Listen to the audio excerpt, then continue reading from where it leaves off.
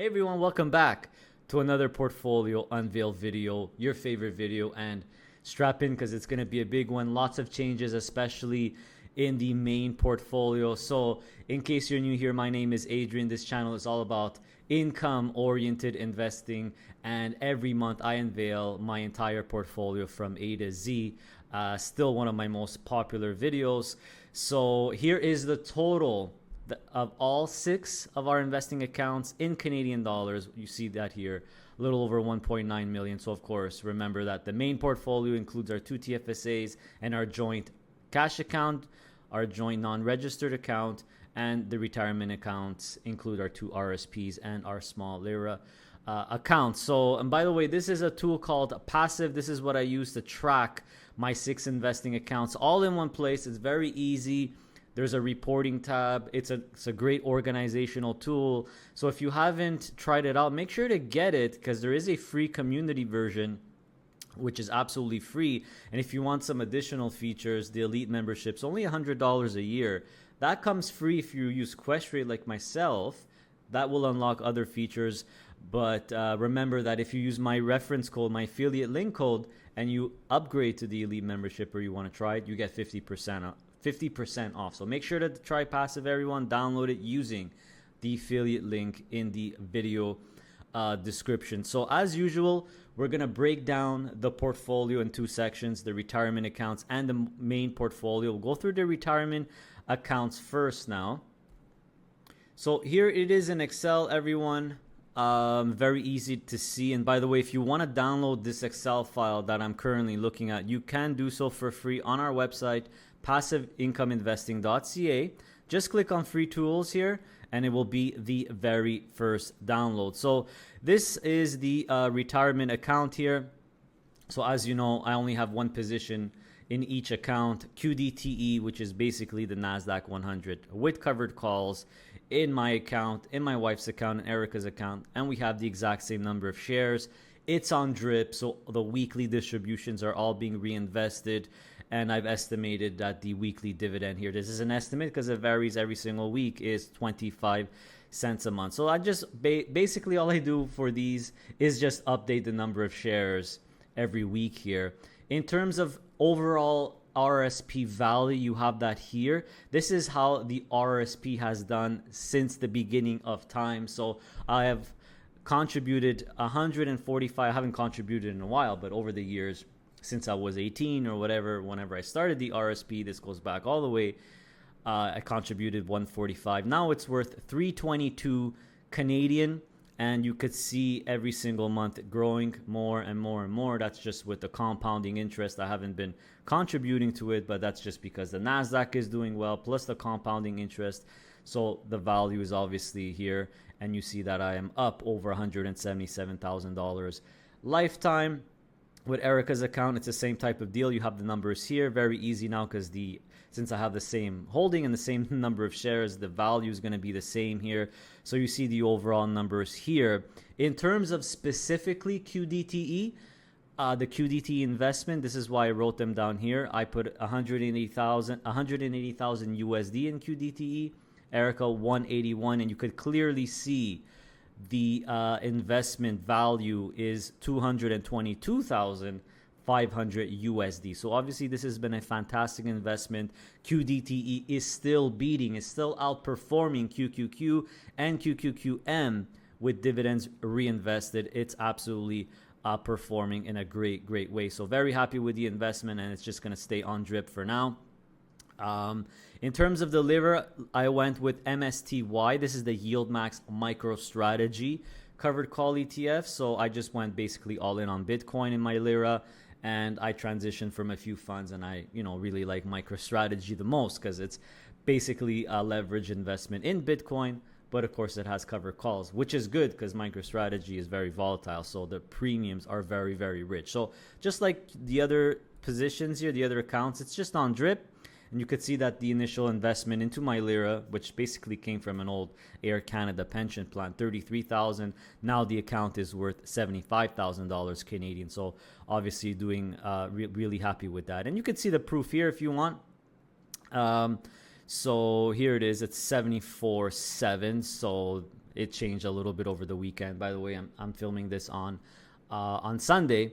So 74, and then this is actually 319. So you know what, just to be accurate, I'll change it to 319 and 74,000, just to be sure we're 100% complete here, 100% on par. So you could see, you know, the monthly income in USD and in CAD using the current exchange rate. But remember, all this is being reinvested. So now let's move on to the fun stuff, the main portfolio. Before we continue, I'd like to thank the sponsor of this video and a very good friend of the channel, Hamilton ETFs, who, by the way, has launched 4 brand new dividend stock focused ETFs, CMVP and CWIN, which focus on Canadian dividend stocks that grow their dividend over time, and SMVP and SWIN on the American side, on American dividend stocks. So just think, if you're a dividend lover, if you love dividend stocks, you like funds or own ETFs like VDY, for example, from Vanguard, I highly recommend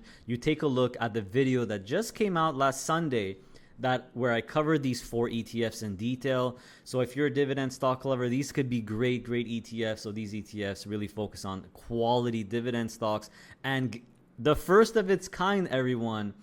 They have leveraged version of both. So CMVP is the Canadian one, SMVP is focused on the US dividend stocks, but for each one you have 25% leverage version. So this is a first in Canada where, you know, we have 25% leverage index funds, we have 25% leverage covered call funds, but no real specific dividend stock ETF funds.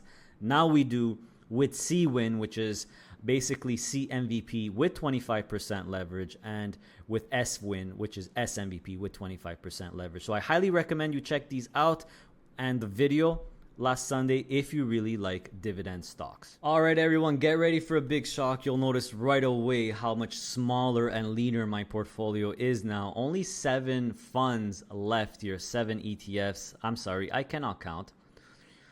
6. There's 6 holdings in this portfolio now. So let's go through the changes first, because there's been a lot of changes, and again, I highly recommend you download the file if you can't see, if it's too small, on my website like I showed you earlier. And by the way, do you like these portfolio unveiled videos? I know many of you do. Please show that you do by clicking on that like button. I would really appreciate it. And if you feel even more generous today, please consider subscribing to my channel. I would really appreciate it. So if we go to the main portfolio tracker at the bottom, you will see all the things I disposed of. A lot of them will make sense to you. A lot of things won't be a surprise, and maybe 1 or 2 will be.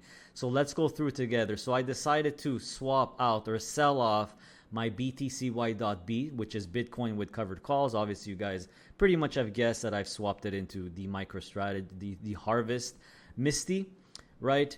YTSL, which recently had a big increase, dividend increase. I've also sold that. I got rid of my the NVIDIA single stock covered call ETF from Harvest. Probably guess why. I just swapped it into the all-in-one. But I also got rid of GDV entirely, UTES entirely, and finally the one I've been talking about all this time, RS entirely. So what you see here is basically what I've sold and the capital gain or loss for each one. This is only the capital, does not include the income, and you see what I bought. You'll see that once we go over the portfolio in detail. But I know you guys are gonna ask me the details. So guess what? I've done all the details for every single one here. So you could see not only the capital gain or loss, the realized capital gain or loss for each, but also all the income that the ETF or fund has given me. So we could see the actual real number, the total profit or loss. So BTCY.B, obviously Bitcoin's been phenomenal. Total income I've received from BTCY.B and BTCY over the years, just under $10,000, a $28,000 plus capital gain. So the total profit from selling this with the income now and the capital gain is just over $38,000. You could also see the price I sold it at. These sales have been done in the last couple of weeks, by the way, in January, over a couple of weeks. YTSL also very, very good. Total income $7,900. Big capital gain as well, $25,000 plus. You see the price I sold it at. Total profit $33,000. The NVIDIA one, it was a small $15,000 position. You see a small capital loss, with the income, actually still a profit. Very small, tiny $131 profit. GDV also done really, really well for me over the years. $22,000 of income. Plus, I made a capital gain of $73.36. Got a little bit of a bad timing selling this one. Now it's way over 11. But hey, that's just the name of the game. I'm never really lucky when it comes to timing stuff, and this is why I take a long-term approach when it comes to investing. I look at the big picture, and I don't really care about, getting lucky or unlucky with stock prices. But you see the total profit still just under 30,000. It's been a great investment for me. UTES is a loss because I've received $2,200 of income. The capital gain, the realized capital gain, is 5206. This one too, kind of unlucky. I think it's at 920 or 930 now, but sold it at 903. So just not a big deal. $3,000 total loss, including the income. RS. So this one I was kind of sad to see it go, but not really, because I've been wanting to get rid of this for a while, especially for non-resident tax purposes, which I've told you about a million times. I'm not going to get into it again, but check it out. The income pretty much offset the giant capital loss, and I've actually made a very measly $800 total profit. So RS, I had it for a long time, $800 total profit. It has not been a good investment for me, I will admit that. But hey, RS is basically Canadian real estate, and Canadian real estate has been a disaster in the last 5 years. So I'm not going to blame RS, I'm going to blame Canadian real estate. Even other funds like Emerald and ZRE and VRE have not done well. So in total, everyone, it's a $21,250 capital gain, right? In total capital gain, not profit. This is just the capital. Okay, the capital. So as you know, if we go to the main portfolio, we scroll left, you could see that I added the $21,250 capital gain in this column here. So basically, let's go through it, everyone, because I'm sure you're going to have a bunch of questions. So why did you sell all of these? Well, a lot of them are going to be very, very simple, right? The BTCY, obviously you guys know I'd rather have MicroStrategy with covered calls. MicroStrategy is like a leveraged investment in Bitcoin. Also, BTCY's fee is 1.1. MSTY is 0.4. Much lower. And I know that there's going to be a 25% leverage version coming of MSTY as well. My guess is the stock symbol will be MSTE. So I'm probably going to swap the MSTY into that. So the BTCY should not be a shocker at all. I'm just swapping Bitcoin for Bitcoin, kind of. YTSL and NVHE, obviously not going to be a shocker as well, because now with HHIS, the all-in-one single stock covered call ETF from Harvest, which has NVIDIA, well, actually has NVHE, but also has Tesla, which is, the equivalent to YTSL. I just transferred it into that.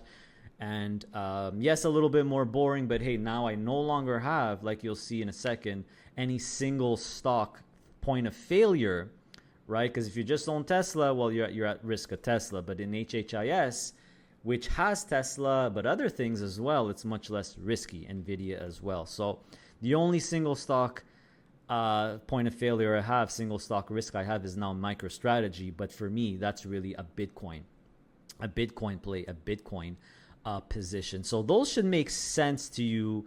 GDV, that one might be a surprise to you. So listen, I really like GDV. I think it's still the best split fund out there. I had a 12% yield on it, which was not so bad. But what is GDV? If I really think about it, GDV is dividend growth stocks all around the world. Myself personally, I'm not really too focused on having dividend stocks. I really don't care about that. I'm more of an income investor. But hey, still a good fund. But what does GDV actually have? What's inside of it? Well, guess what, everyone? 77% of the fund is in US dividend stocks. Anyway, the rest is in Canada, France, Ireland. But the overwhelming majority is in the US stocks. So why bother having it? I just basically consolidated with my three musketeers, you could say, HYLD, USCL, QQCL, which includes many of those dividend stocks as well. So that's why I swapped out my GDV. Plus, I was up on it as well, right? That also helped. Didn't get good timing, but whatever.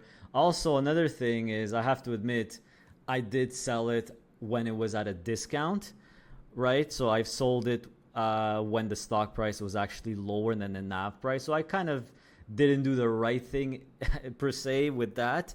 but I don't mind doing it. It's just something you gotta, it's part of the closed-end fund game sometimes.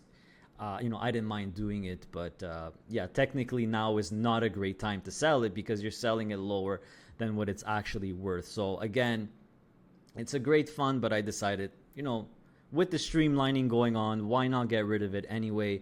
It's mostly a lot of overlap with the other ones as well. So I could officially say now, by the way, I no longer have any closed-end funds or split share funds anywhere in my portfolio, which, they do require a little bit more babysitting, let's be honest.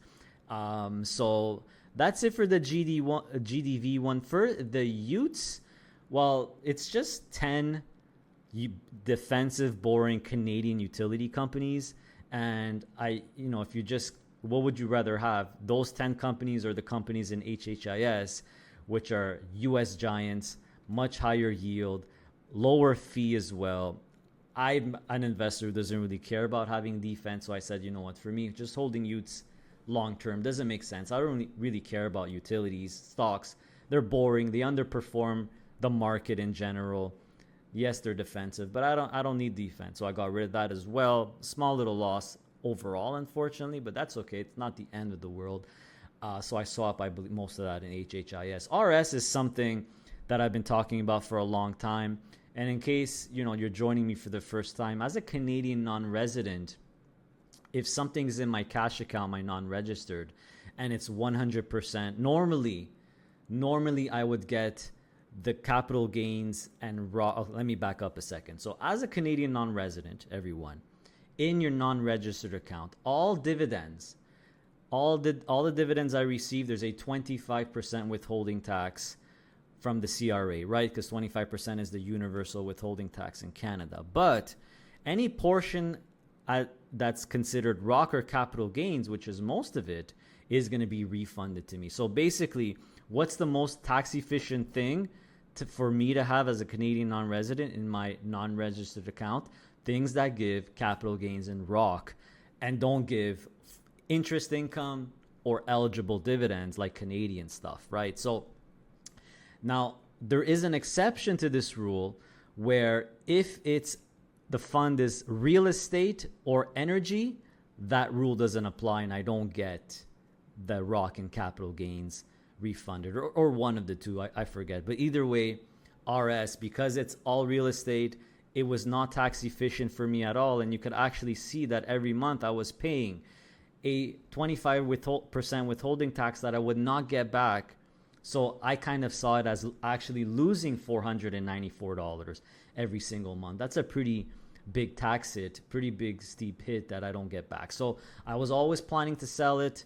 I thought maybe Canadian real estate would eventually pick up with interest rates going down. But hey, in Canada, it's been mismanaged. There's a disaster. They cut the immigration numbers or something, and now real estate is going back down again. So I decided just rip the Band-Aid off. I'm not going to wait anymore.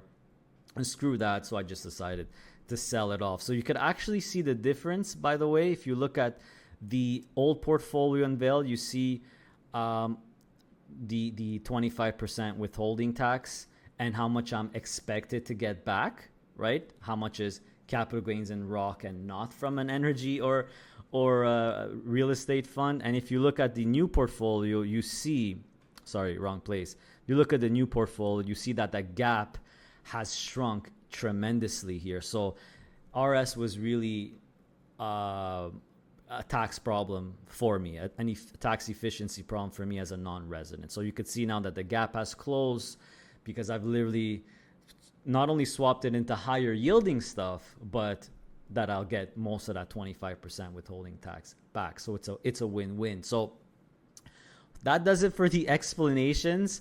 And obviously you could see the massive jump in income, everyone. 12,245 from last Unveiled to 17,166. I have trouble registering it. It's an absolutely amazing jump in monthly income, in yield as well. So what do I have now? Well, I have the four horsemen. I have HYLD, USCL, which are my de facto S&P 500 positions.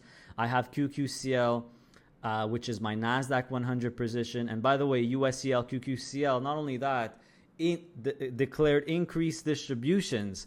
And that also helped me increase my monthly income. Besides the swaps, besides the streamlining, I've gained $700+ a month more just based on the USCL and QQCL distribution increases. So you see that USCL now the annual is 306, QQCL is 354. You see these really, really nice big yields versus my stock prices, my book costs here, which is absolutely incredible. And of course, HHIS is definitely super, super high yield.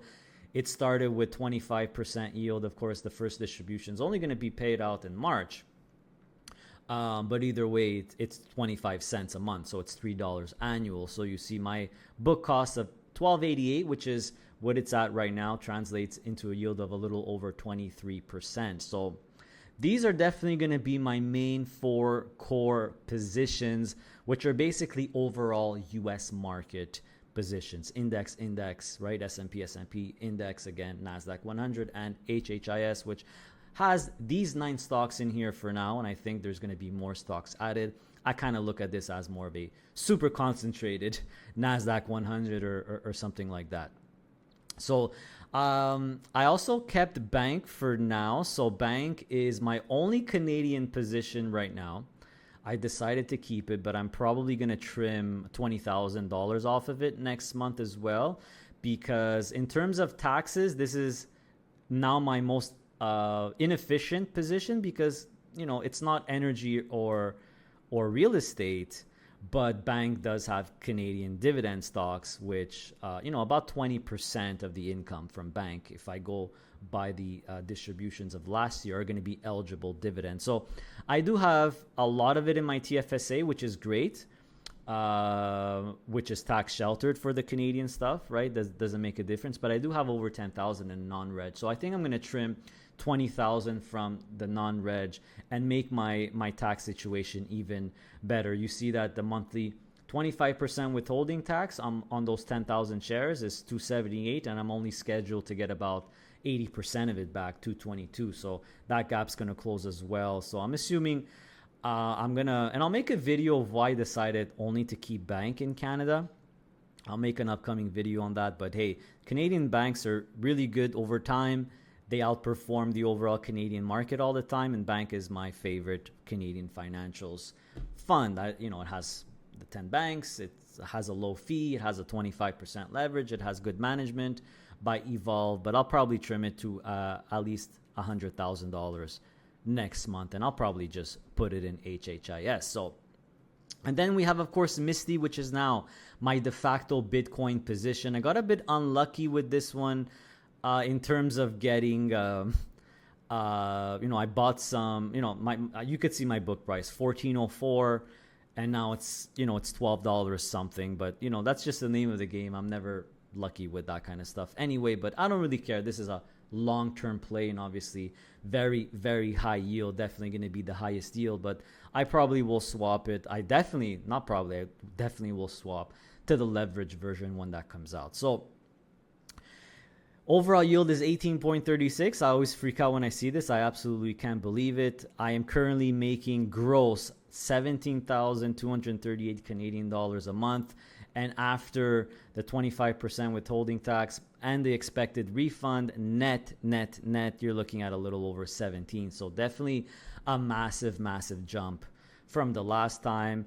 And here you see the portion that's actually covering from the TFSA versus the cash account. And in case you're curious, by the way, if you expand these columns, everyone, unhide these rows, you could see how many shares I have in my TFSA for each one versus the non-reg. But when it comes to the TFSA, I do have, these are the 5 I have here in Erica's. I do have HHIS, a little bit of HHIS in both TFSAs, and that's why my TFSA income jumped a little bit too from the last portfolio Unveiled. So also here the percentage, if book cost versus portfolio value has shrunk a little bit compared to last portfolio Unveiled, but that's normal because I realized the capital gains for the BTCY and YTSL, right? So it makes complete sense why that happened. But hey, still up overall. I can't believe it, but it's not really something I care about. What I really care about is maximizing my income, my tax efficiency, my income reliability and consistency. which is definitely is now. I mean, these are all ETFs that I don't expect ever to miss dividends. Can they fluctuate? Yes, they can. They could go up, they could go down, but as long as I'm still getting distributions, it's fine. Not like split funds where they just either you get it or you don't, and they'll never increase it, right? It's always 10 cents. So I'm very, very happy with this lean and mean portfolio. Everyone. And by the way, if you're interested in following this portfolio every single day and see how it's doing, I highly recommend you download the mobile app Blossom. You could follow me there because I put my portfolio there. You could follow it. My username is Adrian_PII. Got over 30,000 followers. Make sure you download it using the link in the video description below. You could download it for free if you use that link. Sign up. You could put your portfolio there or not, or just follow other people. It's a great little app that's really focused on investing. So you could follow my portfolio there if you're interested. And by the way, I know many of you are asking, okay, Jen, you made all these crazy changes. Well, they're not that crazy if you ask me, honestly. You made a lot of changes. What about your parents' and grandparents' portfolio? You guys know that I unveil those to members as members only videos. So I will tell you that there have been changes there as well. So if you're curious to see my dad's RIF account, my parents' TFSAs, my grandparents' account, if you're curious, a big family portfolio unveil is coming too, but it's going to be for members only. So if you want to see that video, become a member. Trust me, it's well worth it. Click on that little join button. You could become a member. Also, there's going to be very shortly, I'm going to schedule a members only live stream where you could submit any questions or ask me anything you want in advance, especially related. I'm sure many of you are going to have questions related to my recent portfolio moves here. I also want to make a note. I forgot to mention, everyone. If you're asking, well, are you going to switch your Yield Max MSTY in your LIRA to the Harvest one? Well, I think the Harvest one is superior, especially when the leveraged one comes out in a few months, because not only is it going to have 25% leverage, but it's also going to have less than half the fee, right? MSTY is 99 basis points and MSTY is 40 basis points. So my plan is actually to deregister and completely cash out the LIRA. I found out that if you're a Canadian non-resident for more than 2 years, you're actually able to cash out the LIRA earlier. So what I'm probably going to do is cash it out. Obviously, by cashing it out, I'm going to have to pay 25% withholding tax. Same thing for the RSPs when that happens, by the way. So in case you're curious, when you become a non-resident of Canada, anything that comes out of your RSPs or LIRA or RIF or LIFs or whatever, it's a flat 25% withholding tax, and that's it, right? That's it. Because remember, as a non-resident of Canada, I'm no longer doing any taxes in Canada, but the CRA still has to get its money.